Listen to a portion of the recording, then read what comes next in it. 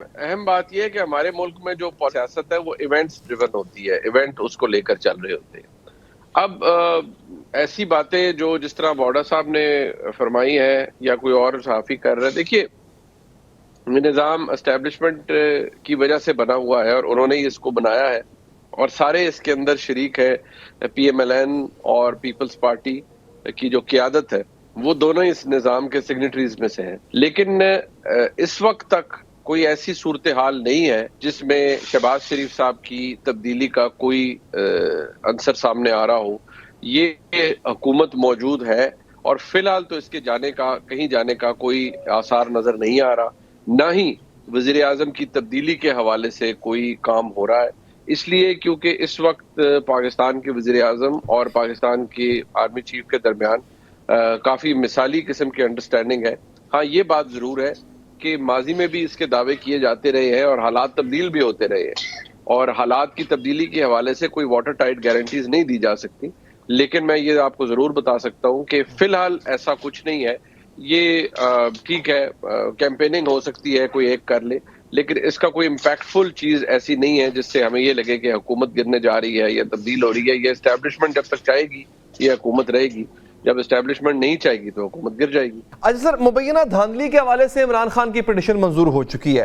Tribunals ने भी अभी तक फैसले नहीं दिए इस हवाले से, तो किस डायरेक्शन में जाता देख रहे हैं इस मामले को आप? देखिए, वैसे तो सुप्रीम कोर्ट के पास लामहदूद इख्तियार है, लेकिन ये बात आपकी दुरुस्त है कि जब आर्टिकल 225 के तहत इंतखाबी उज़ादारियों से मुतालिक जो वाहिद हल है वो है इलेक्शन ट्रिब्यूनल। जब वहां पर फैसले नहीं हुए या उनकी अपील्स अभी सुप्रीम कोर्ट नहीं आई और आ भी जाए तो वो इंडिविजुअली डील हो, तो इस दरखास्त का अगर इमरान खान साहब को ये उनका ख्याल है कि इस पर सुप्रीम कोर्ट अज खुद नोटिस लेकर कोई इलेक्शंस को कॉल ऑफ इलेक्शन को नल एंड वॉइड करार दे देगी या इसके ऊपर कोई बड़ा ब्लैंकेट किस्म का ऑर्डर आ जाएगा, तो वो अब तो मुमकिन नहीं रहा। हाँ, ये बात जरूर है कि मंसूर अली शाह साहब की अपॉइंटमेंट के हवाले जब मामला चल रहा था उस वक्त ऐसे शवाहिद मौजूद हैं जिसमें ये बात वाज़ेह नजर आ रही है कि और नजर आ रही थी कि ये बात बिल्कुल तय थी कि अगर मंसूर अली शाह साहब चीफ जस्टिस ऑफ पाकिस्तान बनेंगे तो फिर इस तरह का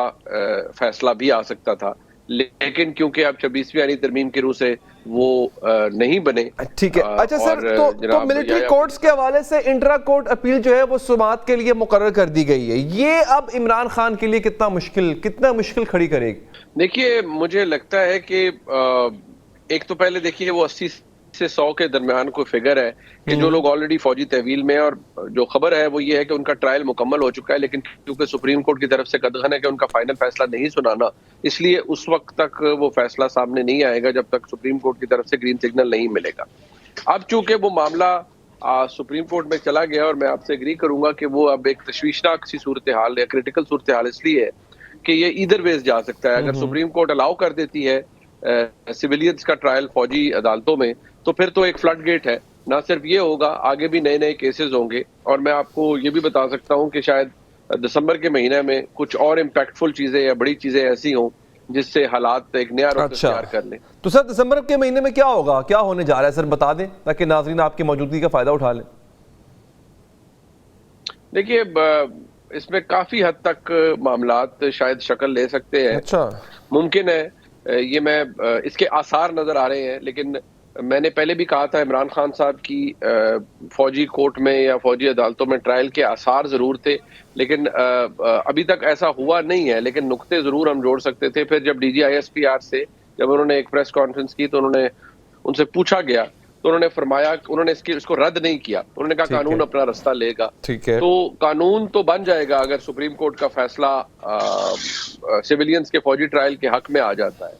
और साथ ही साथ अगर आपको इसी महीने में कोई खबर आ जाए कि फैज अलीद साहब का मामला भी मंतकी अंजाम तक पहुंच चुका है या उसके हवाले से कुछ सामने आ जाए, तो वो भी बहुत सारी चीजों को कनेक्ट कर सकता है। क्योंकि कनेक्ट का लफ्ज मैं इसलिए इस्तेमाल कर रहा हूँ कि जो दावे किए जाते रहे हैं वो ये किए जाते रहे हैं पाकिस्तान की एस्टेब्लिशमेंट की जानिब से, क्योंकि फैज हमीद साहब उन्हीं की तहवील में है कि बड़ा स्ट्रॉन्ग और इनक्रिमिनेटिंग एविडेंस है विच कनेक्ट्स फैज हमीद साहब डायरेक्टली विद इमरान खान साहब।